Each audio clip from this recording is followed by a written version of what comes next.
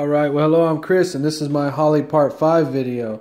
Now in this video we're going to be talking about how to choose the right carburetor using the volumetric efficiency formula, and also how to choose the right carburetor based on how you're going to use your car. So I built this one in Part 2. It's a 4160 750 CFM vacuum secondary.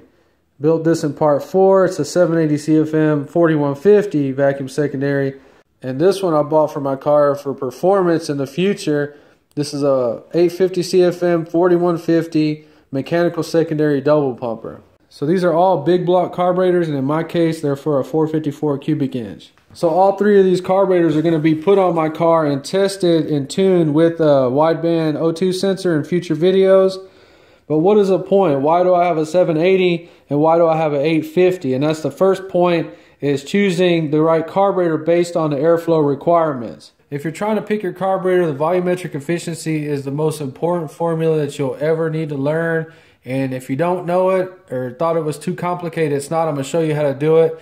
It'll change the way that you look at carburetors for the rest of your life. Okay, so you're taking the cubic inch displacement of the engine and you're multiplying it with the highest RPM that you're going to run with that cam. So in this situation we have a 454. So if your engine is stock or you really don't know, just put in 5500. And then you're going to divide those by 3, 4, 5, 6. And in case you want to know what 3, 4, 5, 6 means, it's the amount of cubic inches, 12 inches, times 12 inches, times 12 cubed, and a cubic foot doubled for some reason. They doubled it. So that's what that 3, 4, 5, 6 is. So we take 454 times 5500 and it gives us a number, and we divide that number by 3, 4, 5, 6, and 722, that's 100% volumetric efficiency. So you can see clearly why they put 750 CFMs on 454s that are stock like that. Now remember 722. So we have a 750 on there, so we take our 722, and when you multiply percentages, 1 is 100%, so we're going to multiply this by 104%, which is 1.04, and it gives us 750 CFM. So we know that a 750 CFM on this engine right here is 104% volumetric efficiency, so that's more than enough carburetor. So a 750 right there is perfect for our stock 454. We got a 780 CFM and an 850 CFM, so how did they come up with those numbers? Well, my Chevelle has a 30 over 454, so that makes it a 460. In my aftermarket cam, I have the red line set at 6200. It's a 3000 to 6200 RPM power band on it. So we take our 460 cubic inch, multiply it by our 6200 RPMs, and then we divide it by 3, 4, 5, 6, and you see we got 825 now. So 100% efficient carburetor would be at 825 CFM, and you can clearly see why I bought that one for the future if I ever get into performance. So if the carburetor on my car is a 780 CFM, we need to calculate the volumetric efficiency of a 780 on this particular engine that I'm running in my Chevelle. So we're taking this 825 and we're going to multiply it with percentages until we get to 780 to see how efficient this engine would be with a 780 CFM opposed to the 825 CFM that it does need. So we multiply it by, let's say, 94%. And there we go. So that's what we did to come up with 775. So that means that the 780 CFM has 94% volumetric efficiency on this engine that I'm running in my car. So let's look at the LS6 Chevelle. So it has a 454, but it has a 6500 RPM red line. Divide that by 3, 4, 5, 6, and you can clearly see why some of those had the 850 double pumpers on them from the factory. So some LS6s did come with a carburetor like this. I don't know if it was an 850 or an 830, but it was. I know they had some with double pumpers, but a lot of them had vacuum secondaries. They had another one with some kind of weird little vent tube on here that I can't find one. So a 780 on my car is 94% efficient. An 850 CFM is 103% efficient. So obviously this is more performance oriented, which is going to take us to our next little topic. So let's focus in on these two. Okay, so the next thing in choosing a carburetor is how you're going to drive the car.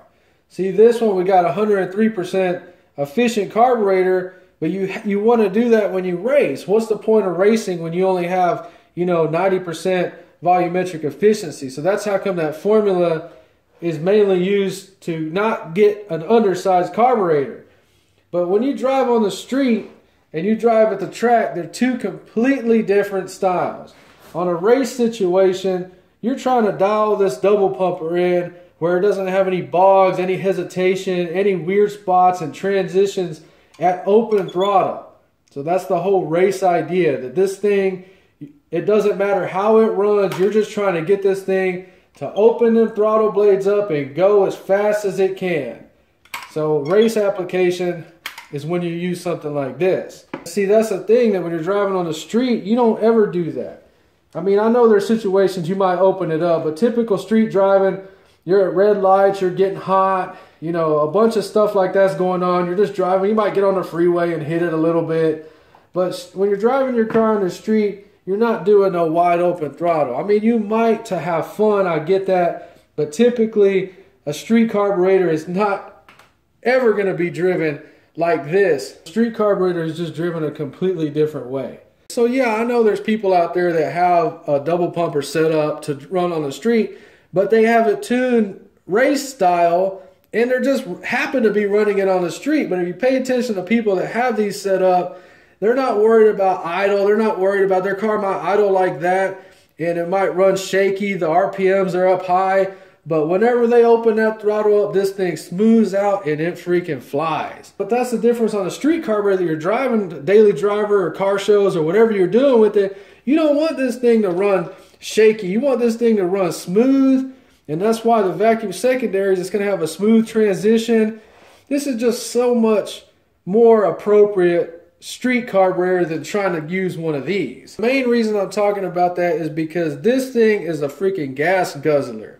And that's why I don't really understand people that run these on the streets, trying to go to work every day with a double pumper. There's not really too many people nowadays that do that, but trying to use this for a daily driver or going to car shows, that's why I have this carburetor. So the point I'm trying to make is that if you're going to drive your car on the streets, get one of these first, or at least play around with one of these instead of jumping into one of these thinking you're going to have some kind of race car on the streets, because this is next level. This is something that you can possibly figure out, changing some springs out, changing the jets. This mechanical secondary double pumper is a whole different can of worms that you're going to open trying to tune this for the street. We even have a 30cc accelerator pump and a 50cc in the back. Look at the cams on it. I mean, I don't even know what's going on with this carburetor, to be honest with you. So I'm just trying to give you an idea in case you're just getting into these that you might want to hold up on this double pumper, because this is a race application carburetor. This is a street application carburetor. So let's get into something else real quick. You see how they have this plugged off. This is time vacuum.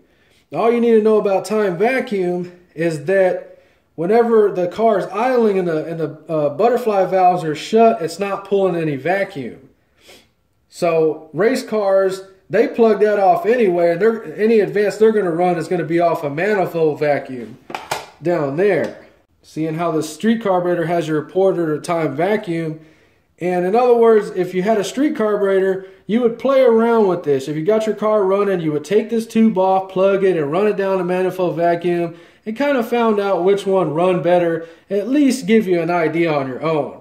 This one right here, they plug it off. I mean, I'm not even going to try to get that out, and I'm not even going to try to run a time vacuum on this carburetor ever. But see, you're using so much gas on this one because the point of a racing carburetor is you're trying to keep that fuel mixture on the rich side the whole time throughout everything with that throttle wide open. So setting one of these up, I would not ever want to drive this to work every day. I wouldn't want to drive this to car shows. I wouldn't want to drive this anywhere. But the whole point I'm trying to make is that if you're going to have fun with Holleys, get you two of them. Set you up a street carburetor that you can drive, and then set you up a race carburetor. Don't try to mix these two together because you're just going to run into all kinds of freaking problems. And the only reason I'm talking about that, I'm not trying to diss anybody that runs one of these on the streets. I'm probably going to end up running this on my car permanently. But I just see a lot of people like, men that have like wives and kids that look up to them. And they got the old hot rod in the garage or whatever, and they think that they're going to buy one of these and the car's just magically going to start running and doing everything that they read about and think about. And it's actually the opposite. A lot of times when they get into one of these, if they don't have people or friends or have an idea on how to tune them. In other words, I'm talking about getting your first Holley. You might want to hold up on the double pumper and do like I'm doing and learn this one, figure the street carburetor out, and then go to that one. Like, that's why I was talking about this one, because I mean, you can change your spring to have your secondaries come in when you want, but as far as running lean on the secondaries, you really don't have any control over that. There's no adjustability. On this one, you can at least change your jets and a power valve to play around with it and a spring. So that's why I was trying to talk about these two, that you, if you're into performance, you may want to start with a 4150 instead of a 4160. So another thing to pay attention on Holley carburetors is you really do need to call them and tell them what carburetor you have and ask them about what fuel pressure you should run. People talk about all kinds of fuel pressures on these cars, but the main thing is understanding pressure versus volume. You see, we got some little 5/16 inlets on this older one, and on we got some 3/8 inlets. So just pay attention to stuff like that. In other words, you want fatter lines, like 3/8 lines, because on these carburetors you want more volume opposed to higher pressure. So my opinion on milling air horns down, I don't think that's a good idea. I think try to tune this the best you can. You know, buy a different main body. I'm not into milling these down. I really don't think, just by me looking at it and talking to people that I know that run these, that really changes anything, milling this down. I don't think that's a good idea. Buy you a different main body that already has that deleted on it.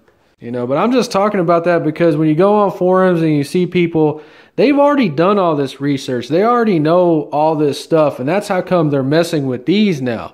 But if you're just getting into carburetors, especially Holleys, you see this and you think, oh, well, that's the way I need to go. But a lot of times it's not the way you need to go, especially if you're just going to drive your car on the streets. So that's it for the video. I just wanted to give you some kind of idea on selecting a carburetor. In future videos, we're going to be comparing this to the Edelbrock or Carter 750 CFM and kind of going over what the differences are. This is just a quick video. I just wanted to get that choosing the carburetor out there. If you enjoyed the video, please like and subscribe, and thanks for watching.